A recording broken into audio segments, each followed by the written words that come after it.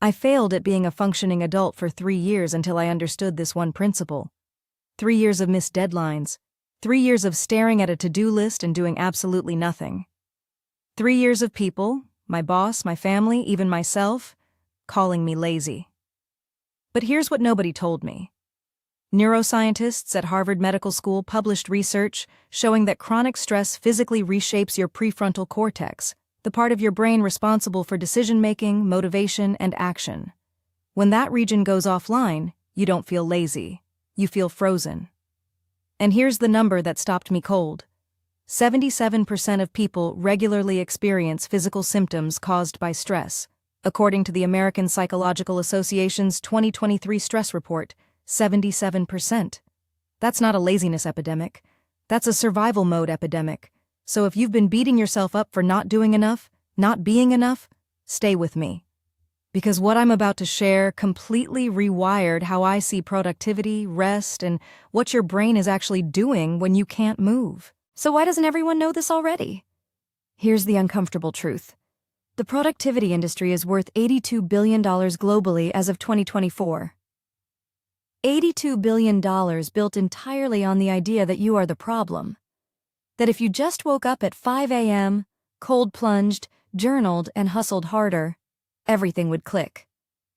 That industry has zero financial incentive to tell you that your nervous system is misfiring. Zero incentive to say, actually, adding more tasks will make this worse. Think about it. Every app, every planner, every motivational course profits when you believe the problem is your discipline. When you believe you just need one more system, one more habit stack, one more guru. But neuroscience tells a completely different story. And the people who understand that story, therapists, somatic coaches, high-performance researchers, they're not showing up in your algorithm. They're not making catchy content about hustle. They're quietly helping people recover from the exact freeze state you might be living in right now. This information exists. It's just been buried under a billion-dollar narrative that needs you to stay stuck. Here's what the researchers and clinicians actually understand. Your brain has a built-in threat detection system called the amygdala. When it senses danger, real or perceived, it triggers a cascade. Cortisol floods your bloodstream, your heart rate climbs, and critically, blood flow shifts away from your prefrontal cortex and toward your survival centers. Fight, flight, or freeze. Now here's the part nobody talks about. In 2020, neuroscientist Dr. Stephen Porges, the creator of polyvagal theory, explained that freeze is not weakness. Freeze is your nervous system's last line of defense. It's your brain saying, threat level is so high, shutting down is safer than acting. So when you're overwhelmed by emails, decisions, expectations, financial pressure, relationship stress, and you sit there unable to move, that is not laziness. That is biology. That is a 200,000-year-old survival mechanism running on hardware that was never designed for a 2024 notification barrage. The insiders know. You cannot discipline your way out of a nervous system response. You have to regulate your way out. Here's the system almost no one is teaching. It has 3 layers, and missing any one of them keeps you stuck. Layer 1, recognition. Before you can change anything, you have to recognize that what you're experiencing is nervous system dysregulation, not a character flaw. Say that to yourself right now. This is biology, not identity. That single cognitive shift starts to loosen the freeze.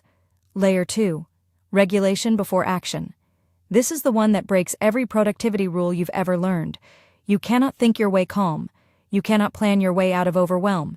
You have to physiologically downshift first. That means slow exhale breathing, specifically making your exhale longer than your inhale. Research from the University of California, San Diego in 2022 showed that cyclic sighing, a double inhale through the nose followed by a long exhale through the mouth, reduced anxiety faster than any other breathing technique tested. Do it before you open your laptop. Do it before you write your list. Layer 3, micro-momentum. Not a full plan, not a massive overhaul. One tiny action that signals to your brain, the threat has passed. It is safe to move. Make the coffee. Send one email. Stand up and walk to the window. Momentum doesn't require motivation. Momentum creates it. Let's look at what the science actually shows. A landmark 2012 study published in the journal Science found that decision fatigue, The mental exhaustion from too many choices caused participants to default to inaction or impulsive choices. The brain chose doing nothing because doing nothing is the lowest energy option when resources are depleted. A 2018 meta-analysis in the journal Psychological Bulletin reviewed 57 studies and confirmed that perceived stress and overwhelm are primary predictors of procrastination, not personality traits, not laziness, not ambition levels.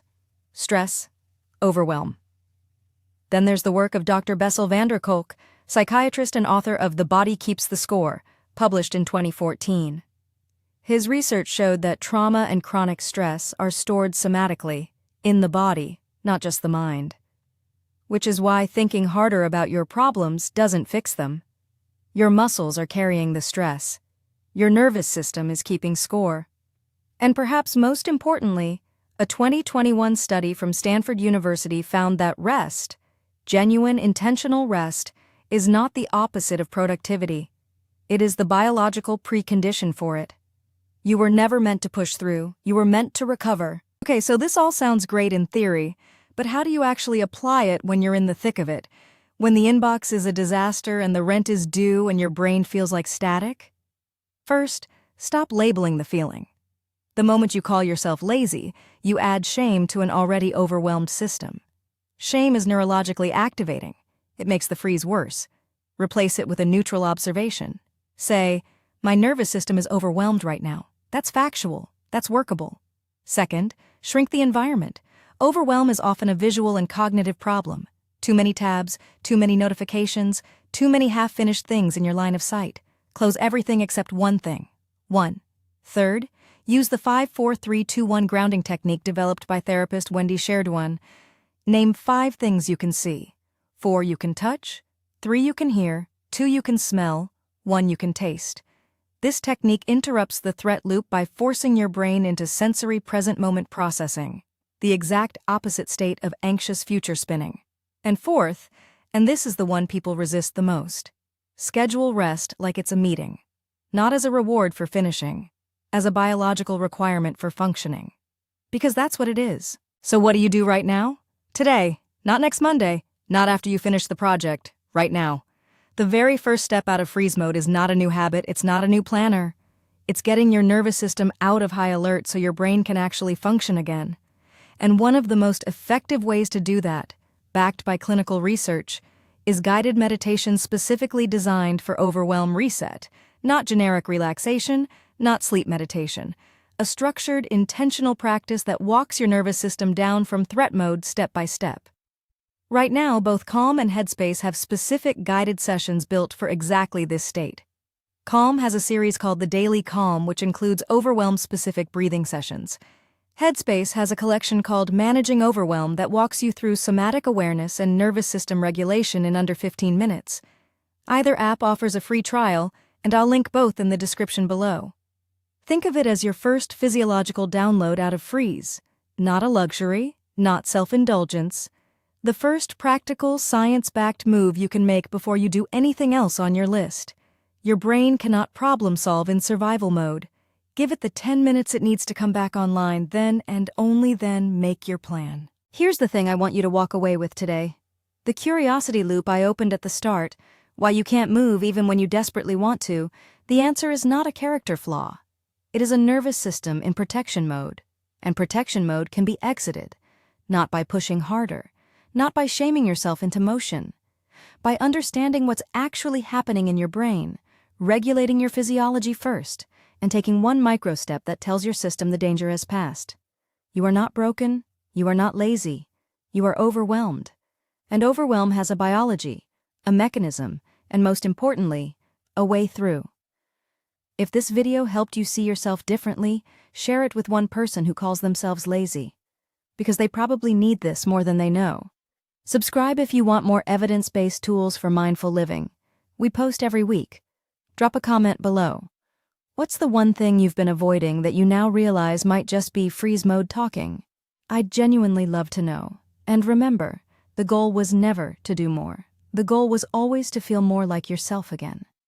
Disclaimer: this video is for educational and entertainment purposes only. Nothing constitutes professional advice of any kind.